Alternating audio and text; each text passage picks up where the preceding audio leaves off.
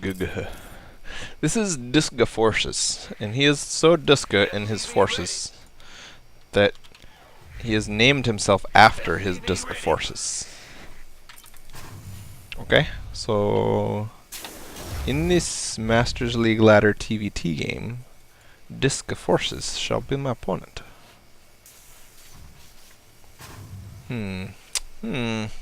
What say you to that, Disca Forces? So, if I ever get my second my second supply depot this early, like if someone poked up here and was like, oh no, he walled in, it means that I'm going factory. Factory. You know why?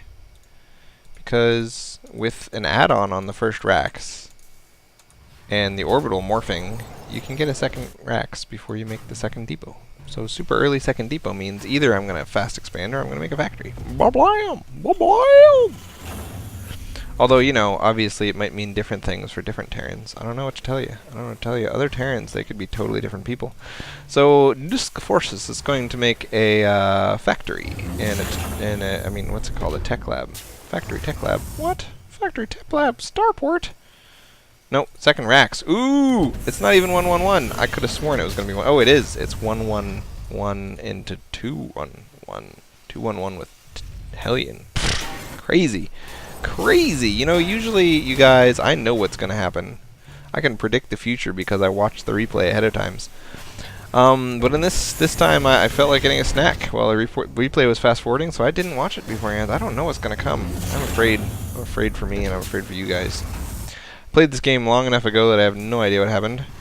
And I see a medevac, blue flame, second Hellion, probably third Hellion, 3 Hellions, medevac, blue flame, stim, Marines, So blue flame drops and stim drops are both good things. They're both good things, and because there's no tanks coming, clearly he's going to be doing drops, because you can't really push up the front without tanks. That's just not right. Just not right. So he's going to get my attention. He's going to be like, hey, over here, look, hey, I've got Marines, they're attacking you, dude. And then he's going to do a blue flame drop at the same time. But I suspect that the layout of my base, which does not allow anyone to get in except for through this area, which is very far from where he's going to drop, might save the day. It might save the day. Ooh, my Viking just spawned, and I'm like, why did I make a Viking if I'm not going to at least get some scouting information with it? So I go over to scout his base, and guess what I find? A drop with blue flame Hellions in it. Sweet.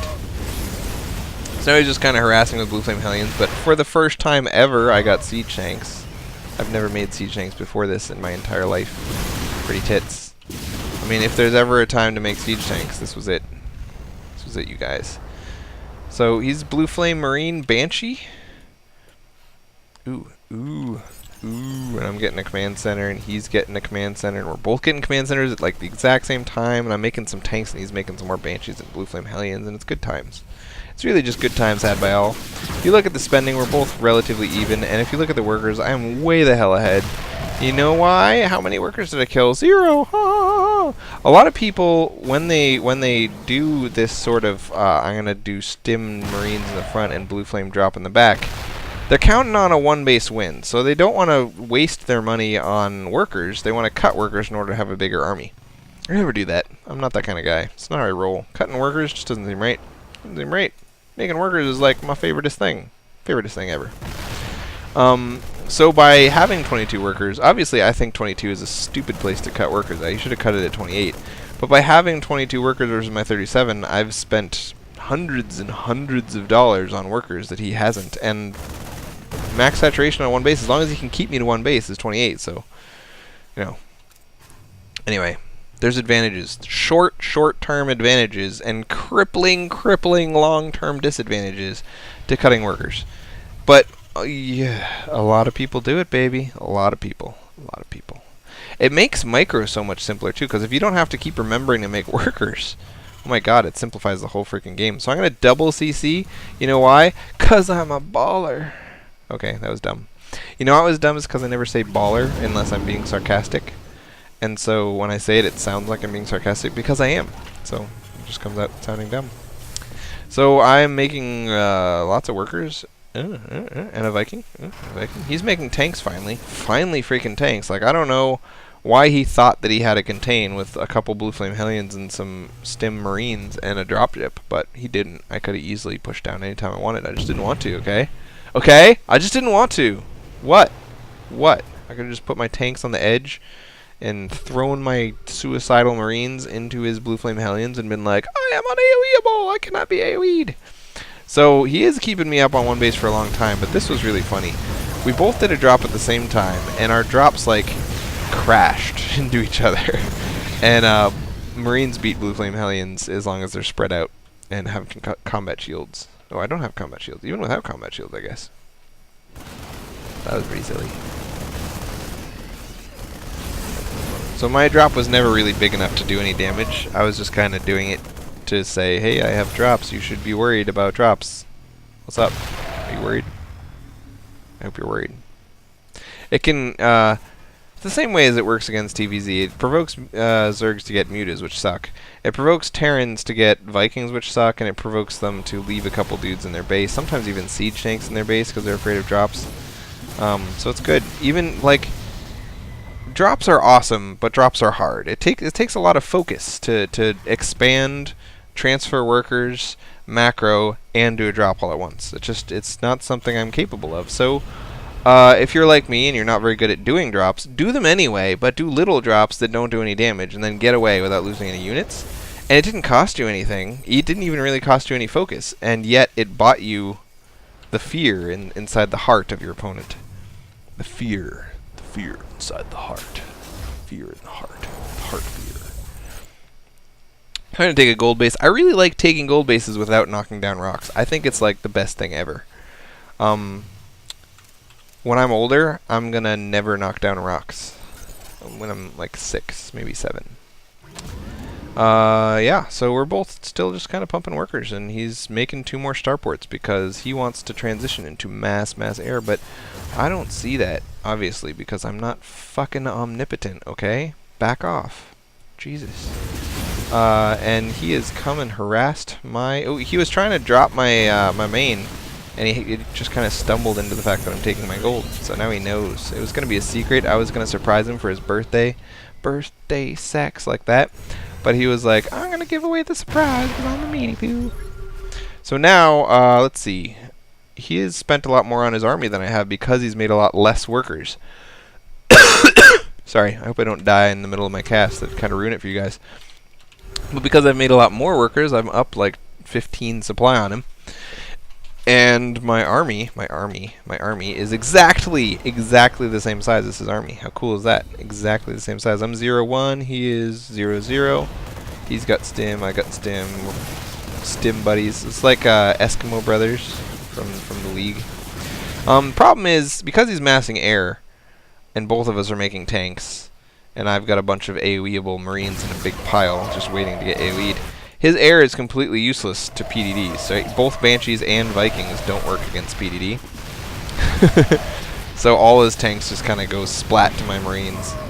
So even though we both had the same size army, his army was made of kind of ridiculous and stupid things. And my army was made of awesome. It was made of awesome. Unfortunately, there's nothing in my pile of awesome that can really do damage to flying things anymore.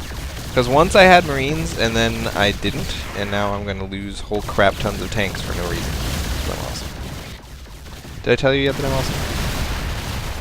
Let's get some worker kills before we die, baby. Woo! Worker kills before we die, baby. Good times.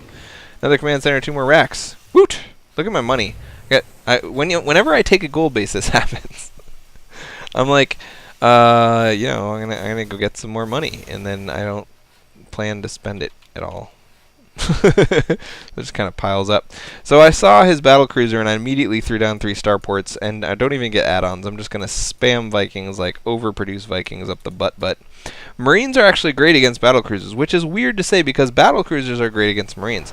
The armor, the natural armor with no armor upgrades of battlecruisers is 3. Marines have a natural damage of 6. So if you get a Marine against battlecruiser, your Marine does half damage. How sad is that? That's terrible. So everyone should think that battlecruisers with their huge armor are going to be awesome against Marines, which are units that are particularly susceptible to large armor counts. But Marines are good against battlecruisers. Why? Because the just raw statistics of Marines are freaking awesome. They're like 21 DPS per dollar without any upgrades. And if you cut that in half, that's still like 11 DPS per dollar without upgrades. That is probably 2.5 times as much as battle cruisers. Like, Marines are just a really good unit against everything. So if you make something that's not very good but has a specific bonus against Marines, so what? It's not very good. So anyway, if you get a ton of armor upgrades on battle cruisers and your opponent doesn't upgrade his Marines, then you can be almost completely immune to Marine damage, so that kind of sucks. If you put battle cruisers above tanks, so that Marines can't really do damage to them, that's also quite hefty naughtiness. But if you just let my Marines walk in and kill your battle cruisers like this, it's bad. It's bad, you shouldn't do that. It's not one of the things you should do. So my money piled up when I took the gold base, but luckily for me, I mined out my main, and so now my money dropped back down. I also threw down additional reactored racks and mined out the gold. Ha! When I stop getting income, that's when my money catches up. See, now we can end the game on a positive note. It can look like I've been spending my money all along, but in reality, I just eventually ran out of money. So BC versus Thor Marine Viking. Interesting take on TvT, huh? Interesting. Guga. So this is another example of a dude who all-in'd. This build, any build where you don't have an expo by 8 minutes is called an all-in, okay? If you don't have an expo by 8 minutes, it was a one base. It was a one base. But on top of that, only had 22 workers at 8 minutes, and the benchmark is 30, and I'm right on benchmark, and he's 8 workers behind, so that's a really huge deal. And like I said, that means his army right now is going to be sexier than it would otherwise have been, but it also means that the longer the game goes on, the worse it is for him.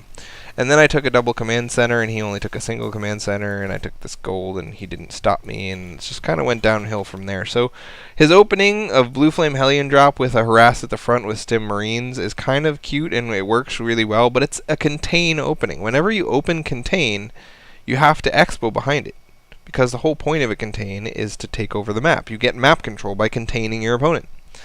And also not getting siege tanks in TvT is kind of sad. I mean, I'm one to talk, right? I never get frickin' siege tanks, but why contain my front if it doesn't include siege tanks? That just doesn't seem like it's gonna work. Anyway, bye guys. It was nice to meet you.